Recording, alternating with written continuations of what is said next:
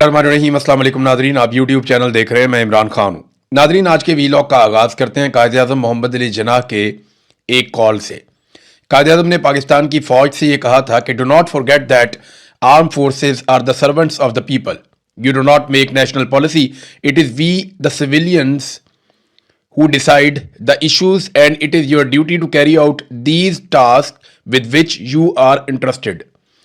M Ali Jinnah, Mohammad Ali Jinnah ने कायद आज़म ने ये कहा था, और ये बात कायद आज़म ने आर्म फोर्सेस को कही थी कि ये मत भूलो कि फ़ौज अवाम के खाते में, तुम लोग कौमी पॉलिसी नहीं बनाते, ये हम सिविलियंस हैं जो इश्यूज़ के मुताबिक पॉलिसियाँ बनाते हैं, और ये तुम्हारी ड्यूटी है कि तुम उन पर अमल दरामद करो। हम इस सिलसिले में तुम पर भरोसा करते हैं, यानी जो तुम्हें काम दिया जाए उसको फिर तुम पूरा करो। लेकिन पाकिस्तान में बदकिस्मती से ऐसा हुआ नहीं। जो सोच कर कायद आज़म ने पाकिस्तान बनाया वैसा पाकिस्तान हमने देखा ही नहीं, और हमने कभी इसके बारे में सोचा भी नहीं कि हमें कैसा पाकिस्तान बनाना चाहिए था। पाकिस्तान बनाने के पीछे मकसद क्या था? आप जब भी कोई चीज़ खरीदते हैं, बनाते हैं, किसी चीज़ के लिए जोर लगाते हैं, कोशिश करते हैं, तो उसके पीछे कोई ना कोई मकसद तो होता है ना। तो पाकिस्तान बनाने के पीछे भी तो एक मकसद था। क्या बहैसियत कौम हमने कभी सोचा कि हमने पाकिस्तान क्यों बनाया, इसके पीछे हमारा मकसद क्या था? खैबर पख्तूनख्वा ने यह किया कि कोई 17.5 लाख पौधे लगा दिए यौम आज़ादी पे। ये एक अच्छी बात है, हमें भी ऐसा लगता था और अभी भी लगता है कि ये एक अच्छा काम है जो करना चाहिए। यौम आज़ादी पे नहीं, हर वक्त करना चाहिए, हर मौके पर यह करना चाहिए। हमें बहुत ज़्यादा दरख्त लगाना और उनकी हिफाजत करना है। लेकिन 14 अगस्त का दिन एक्चुअली किस लिए है? इस दिन हमने एक अलग मुल्क बनाया था, एक खास मकसद के लिए। वो मकसद क्या था?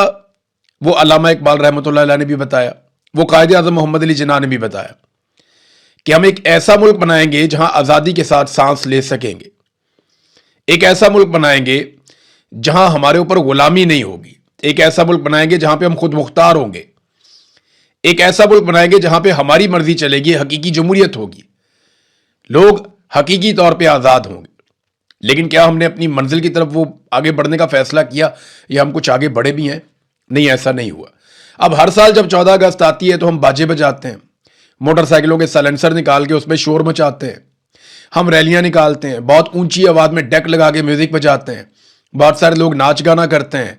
अब तो बड़ा वल्गर किस्म का नाच गाना भी होना शुरू हो गया है, यानी हम फायरिंग करते हैं, आतिशबाजी करते हैं, बहुत सारी ऐसी चीजें करते हैं जश्न आज़ादी पे। इसके लिए हम एक और दिन भी रख सकते हैं, यानी वैसे ही मेरे ख्याल में ये दिन इसके लिए है नहीं। 14 अगस्त एक संजीदा दिन है। इस दिन आपने जमीन का एक बड़ा टुकड़ा हासिल किया था, एक अलग मुल्क आपने हासिल किया था पाकिस्तान के नाम से। इस मुल्क को बनाने के पीछे बहुत सारे मकासद थे। हमने ये मुल्क किसी के कब्जे में नहीं देना था, ये पाकिस्तान की अवाम का मुल्क था, ये अवाम के कंट्रोल में रहना था। ये किसी एक टोले के, किसी एक जत्थे के या सरकारी मुलाजिमीन के कब्जे में नहीं जाना था। एक कंपनी की तरह इस मुल्क को नहीं चलाना था। इस मुल्क ने अवाम की उमंगों के मुताबिक चलना था। क्या वो सारा कुछ हो रहा है? क्या इस मुल्क में गुर्बत, बेरोजगारी, महंगाई ये खत्म हो गई है? क्या इस मुल्क के अंदर नाइंसाफी खत्म हो गई है? इंसानी हकूक की पामालियां बंद हो गई हैं?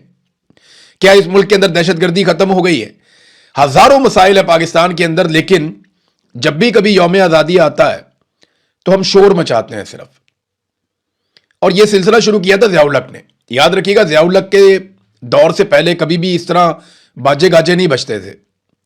ज़िया-उल हक के दौर से पहले इस तरह का शोर शराबा नहीं होता था 14 अगस्त पे। ज़िया-उल हक ने यह शोर शराबा शुरू करवाया और इसकी सरकारी सरपरस्ती की। उसकी वजह यह थी कि वो नहीं चाहता था कि लोग संजीदगी से गौर करें कि पाकिस्तान कहां पहुंच गया, या पाकिस्तान बनाने के जो मकासद हैं उनके ऊपर कोई बात भी करे। आज भी मिलिट्री एस्टेब्लिशमेंट या उनके हवारी जो हैं वो यही चाहते हैं कि शोर शराबा चलता रहे, रोला पड़ा रहे, और कोई आदमी गौर ही ना करे कि पाकिस्तान बनाने का मकसद क्या था। जो असल वजह थी उसके ऊपर कोई बंदा सोचे ही ना कि हमारे बुजुर्गों ने इतनी सारी कुर्बानियां किस लिए दी, वो मकसद पूरा हुआ या नहीं हुआ। इसके ऊपर कोई सोचेगा भी नहीं, क्योंकि हम इतना शोर बजाएंगे, इतने बाजे बजाएंगे, इतने मोटरसाइकिलों के साइलेंसर निकालेंगे, इतना म्यूजिक चलाएंगे और इतनी आतिशबाजी और फायरिंग करेंगे कि किसी को समझ ही नहीं आएगी कि असल मकसद क्या था और आज के दिन में हमें क्या बात सोचनी है। ये बाजे के लिए ना एक अलग दिन रखना चाहिए। एक ऐसा दिन मुंतखब किया जाए जब सारी कौम को इजाजत हो, बाजे बजाएं, रैलियां निकालें, शोर मचाएं, एक रोला डे पाकिस्तान में रख लेंगे। जितना आपने एंजॉय करना है आप करें, लेकिन ये दिन खास दिन है। इस दिन कम से कम गौर करें कि आपके साथ हुआ क्या। कितना बड़ा मजाक आपके साथ किया गया कि जिन जिन मकासद के लिए आपने मुल्क बनाया था उन तमाम मकासद को पसे पुश्त डाल दिया गया और हम अपने मकसद से बहुत दूर निकल आए। ये तो नाज़रीन कायद-ए-आज़म का एक स्टेटमेंट था जिससे मैंने अपने वीलॉग का आगाज किया। आज मैं आपको एक बयान बताता हूं, ये बयान आप गौर से सुनिए। ये सरदार अमान खान ने स्टेटमेंट दिया आज़ाद कश्मीर में खड़े होकर। सामने खवातीन भी हैं, बच्चे भी हैं, तलबा भी हैं, बहुत बड़ी तादाद में लोग हैं। पाकिस्तान की मिलिट्री एस्टेब्लिशमेंट ने आज़ाद कश्मीर को इस्तेमाल किया बड़े लंबे अरसे तक। मकबूजा कश्मीर के नाम के ऊपर बहुत सारा फंड इकट्ठा किया, बहुत सारा पैसा इकट्ठा किया, बहुत बड़ी फौज तैयार की, लेकिन मकबूजा कश्मीर का 1 इंच भी आज तक फतह करके नहीं दिया। और ये अब आहिस्ता आहिस्ता कश्मीरी बोलना शुरू हो गए, वो बातें खोलना शुरू हो गए हैं जो बातें कभी नहीं खुलनी चाहिए थी। पाकिस्तान की मिलिट्री एस्टेब्लिशमेंट ने जो कुछ भी किया वो अब सामने आ रहा है। और देखें, हमारा मकसद कुछ और था, हम निकल किसी और तरफ गए। कश्मीर जो हमारी शारक था, आज हमने उसको पीस के रख दिया। सरदार अमान खान ने क्या कहा, ये जरा आप अपने कानों से सुने कि उन्होंने कश्मीर में खड़े होकर क्या कहा जॉइंट अवामी एक्शन कमेटी के धरने में।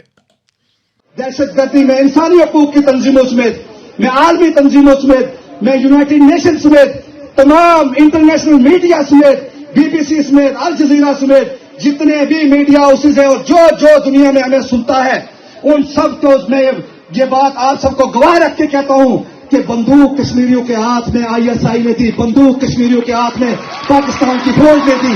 बंदूक जो है वो बंदूक का रास्ता हमें दिखाया आपने, और बंदूक आपके जरिए खत्ते में आई और आपने उस बंदूक के जरिए 1.5 लाख लोग शहीद करवाए। और आज आपका मसला जम्मू कश्मीर से कोई ताल्लुक नहीं है। साथ वो ये भी कह रहे हैं कि हमें दहशतगर्द कहा जा रहा है, हमारे साथ मुआहदे किए जाते हैं, वो तोड़ दिए जाते हैं। ये चीज़ें बहुत ख़तरनाक है। मैं पहले ही कह रहा था कि कश्मीर के मामलात में ये बहुत हसास मामला है। हर कश्मीरी के हाथ में बंदूक पकड़ाई गई है, लोगों ने बहुत तरबियत हासिल की है, लोग जंग लड़ते रहे हैं, मुजाहिद डिक्लेयर किया गया है।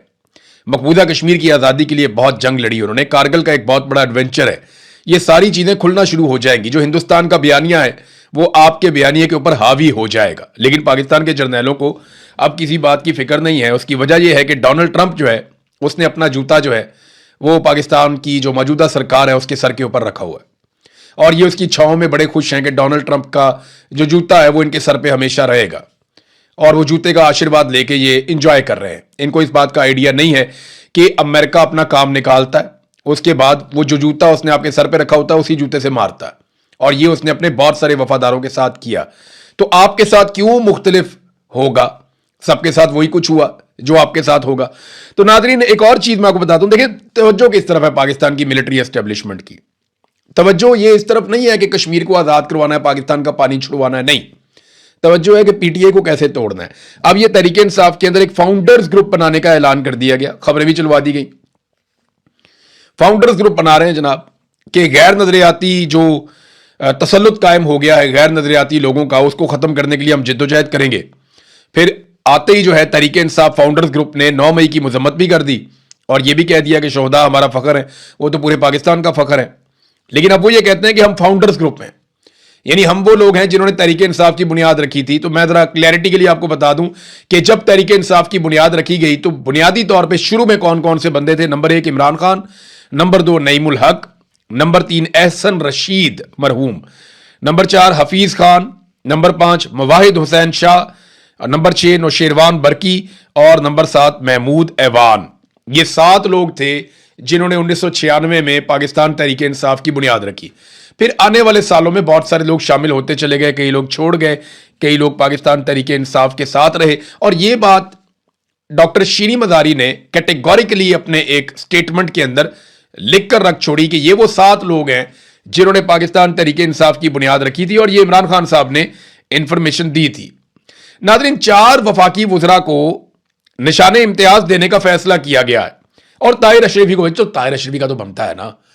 ताहिर अशरफी ने जितनी खिदमात सर अंजाम दे दी हैं, जितनी मौलाना ताहिर अशरफी ने गालियां खा ली पाकिस्तानियों से, चलो एक आधा निशाने इम्तियाज या कोई ना कोई तमगा तो दे देना चाहिए बेचारे को।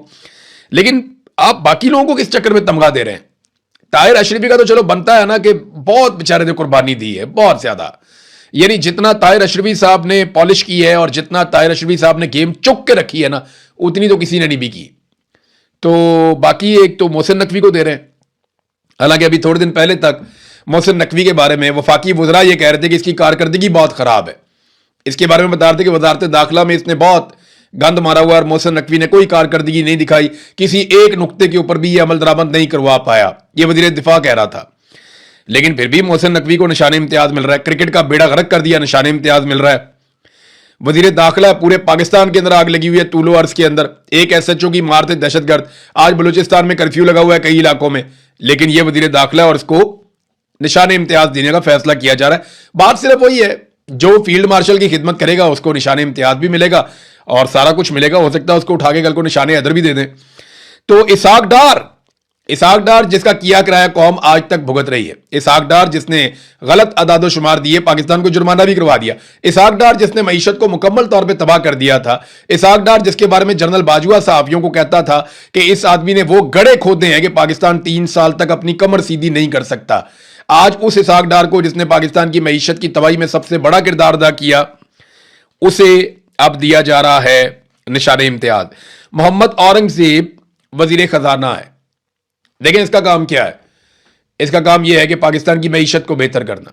मईशत का सत्यानाश कर दिया, बेड़ा गर्क कर दिया। कोई सरमायाकारी पाकिस्तान में नहीं आई।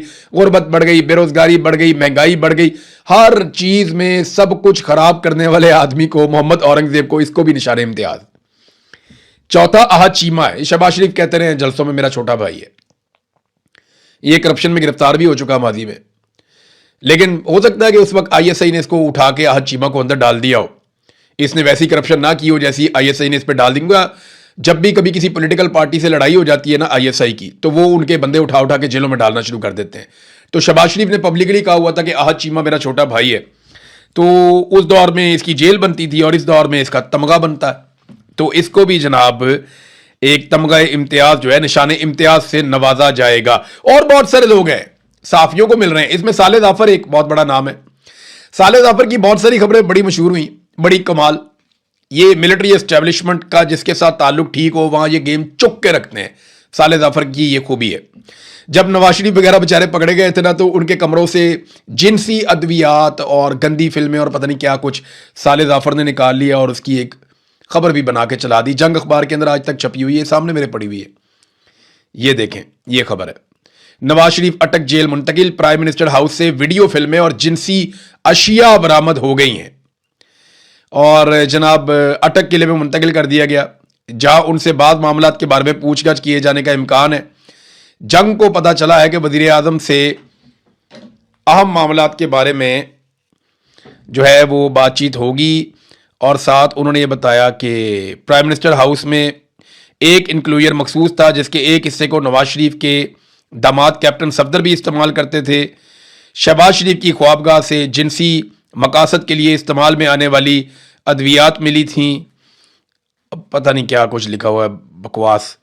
लेकिन यहाँ ये बंदा जो है ना, इसने ये खबर भी दी हुई थी एक और, इसी ने साले जाफर ने खबर थी जी कि नून लीग ने 7 ट्रक भर के जो असला है वो फौज के खिलाफ लड़ने के लिए लोगों को प्रोवाइड किया, अपने कारकुनों को 7 ट्रक भर के असला प्रोवाइड किया नून लीग ने अपने कारकुनों को और उनकी ट्रेनिंग करवाई कबायली इलाकों से और वो फौज को मारेंगे।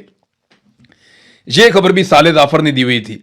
फिर मरियम नवाज के पीले रंग की कपड़ों की खबर भी साले जाफर ने दी थी। एक दफा नवाज शरीफ जो है वो उधर किसी मुल्क में गए सेंट्रल एशिया में, तो वहां साले जाफर ने खबर दी कि उस दिन हल्की हल्की बारिश हुई, तो वहां पे उन्होंने कहा कि आपके वजीर आजम तो रहमत हैं, यहाँ पे हल्की हल्की बारिश शुरू हो गई। हालांकि उधर होती रहती है हल्की हल्की बारिश, तो वहाँ मौसम अच्छा है, उन मुल्कों का ठंडे मुल्क है, वहाँ पे चलता रहता है, लेकिन वहाँ जाके भी गेम चुक दी थी।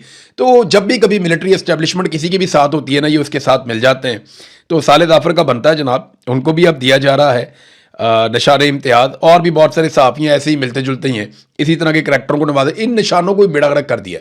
कल को किसी इज्जतदार आदमी को कहेंगे ना आप ये निशान इम्तियाज ले लें, वो हाथ जोड़ के कहेगा यार बड़ी मेहरबानी है आपकी, जिनको आपने बांट दिया हुआ ना काफ़ी है। यानी इस दौर में जितनी बेतौकीरी की गई है कौमी अवार्ड्स की, एक इनका रुतबा होता था कि ये निशान इम्तियाज है, ये जनाब इसको फलाना अवार्ड मिला हुआ है, इसको तमगा उसने कारकर्दगी मिला हुआ है। बड़ा लोग फख्र करते थे, अपने दरवाजे के ऊपर नेम प्लेट के ऊपर लगा कर रखते थे और हम उन लोगों को बड़े फख्र से देखते थे। हम हैरान होकर देखते थे कि यार देखो उन्होंने कितनी खिदमत सर अंजाम दी हैं, किसी इलाके में अगर कोई एक आदमी होता था इस तरह का तो उसको बड़ा ऑनर मिलता था पूरे इलाके के अंदर, कि इन अवार्ड्स की बड़ी वुक्कत होती थी। अब इनकी बेतौकीरी हो गई है। अब तो ये पता नहीं किसी को भी देंगे, शायद मुस्तकबिल में कोई लोग इनकार ही कर दें कि भाई हम तो ये नहीं लेते, आपने इनको इतना बेतौकीर कर दिया है। और बेतौकीर तो हर चीज़ को किया है, सबसे ज़्यादा तो आवाम को ही बेतौकीर कर दिया। मिसाल के तौर पे आप देखें कि ये कैसर अहमद शेख साहब हैं, नून लीग के एमएनए, इन्होंने 5 लीटर पेट्रोल जो है वो मुफ्त देने का फैसला किया। ये कोई 1500-1600 रुपये का बनता है पेट्रोल। ये 5 लीटर पेट्रोल इन्होंने कहा मैं मुफ्त में दूंगा जश्न आज़ादी के दिन। हज़ारों लोग लाइनों में लगे हुए थे, लोग रात के वक्त आके कतारों में खड़े हो गए थे। सुबह जब मुफ्त में पेट्रोल मिलेगा तो हम पेट्रोल लेकर जाएंगे। ये कौम की हालत कर दी इन्होंने 5 लीटर पेट्रोल के लिए। यहाँ पे आप बरतानिया में ऐलान करें ना कि 5 लीटर के आप करें 20 लीटर पेट्रोल मिल रहा है आपको, सुबह 4 बंदे मुश्किल से मिलेंगे जो लाइन में लगे हुए होंगे। यानी इधर वो नहीं, पाकिस्तान के अंदर इन्होंने कौम की इतनी बेतौकीरी की है, इतनी गुर्बत फैला दी, इतना बेड़ा गर्क किया कौम का। और हालात क्या कर दिए ये जरा आप देखें ना, पाकिस्तान के ऊपर टोटल कर्जा कितना है। ये शहबाज राणा साहब का क्रेडिट है क्योंकि ये डाटा उन्होंने निकाला, सरकारी डाटा है, कोई भी निकाल सकता है, लेकिन उन्होंने क्योंकि ये खबर दी थी। टोटल जो पाकिस्तान के ऊपर कर्जा चढ़ गया पाकिस्तान की सरकार के ऊपर, वो 100 ट्रिलियन का कर्जा है, जो पहली दफा तारीख में हुआ। 100 ट्रिलियन का कर्जा पाकिस्तान के ऊपर चढ़ गया। आप अंदाजा करें 100 ट्रिलियन का। आपको पता है पाकिस्तान की फौज का बजट कितना है? 3 ट्रिलियन। यानी फौज का 33 साल का जो बजट है ना, 33 साल तक फौज जितना पैसा खर्च करती है उतना पाकिस्तान पे कर्जा चढ़ गया। 3 ट्रिलियन का पाकिस्तान की फौज का बजट है और सबसे बड़ा बजट पाकिस्तान में फौज का ही है। फौज ही एक ऐसा इदारा है जिसका बजट सबसे बड़ा है पाकिस्तान में, बाकी सारे इदारों का बजट पाकिस्तान की फौज से कम है। तो 3 ट्रिलियन का बजट पाकिस्तान की फौज का है और आप अंदाजा करें कि पाकिस्तान के ऊपर जो इस वक्त कर्जा चढ़ गया है वो 100 ट्रिलियन का है। और इसके ऊपर जो सूद हमने अदा करना है सालाना, वो 12 ट्रिलियन का सूद है। 12 ट्रिलियन का सूद, 12 ट्रिलियन।